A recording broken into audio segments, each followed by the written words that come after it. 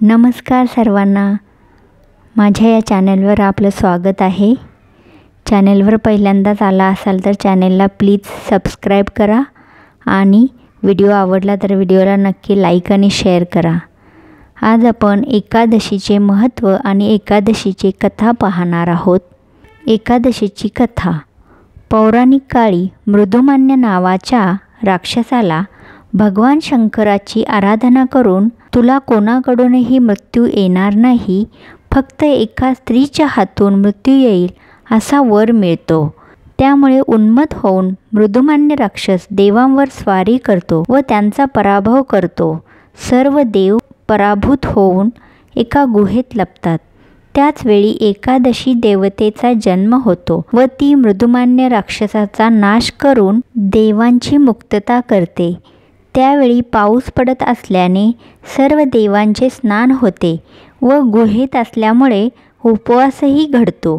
त्या दिवसापासून एकादशीचे व्रत उपवास म्हणून करण्याचा प्रघात पडला। परस्परांवर प्रेम करणे, प्राणीमात्र अपंगावर प्रेम करणे, गरजवंताला मदत करणे ही शिकवण हा दिवस आपल्याला देतो। मराठी हिंदूंच्या दृष्टीने हा एक अत्यंत पवित्र दिवस आहे। आता आपण एकादशीचे धार्मिक महत्त्व बघूया।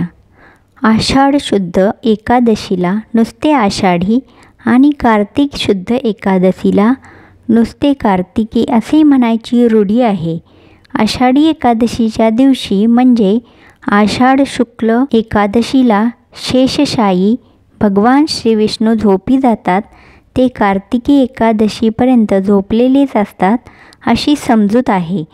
म्हणूनच चातुर्मासाचा आरंभ आषाढ शुक्ल 11ला होतो व कार्तिक शुक्ल 11ला चातुर्मास संपतो। धार्मिक वृत्तीची माणसे हे 4 महिने व्रतस्थ राहतात। चातुर्मासातील 4 महिन्यात अनेक व्रते पाळायची असतात।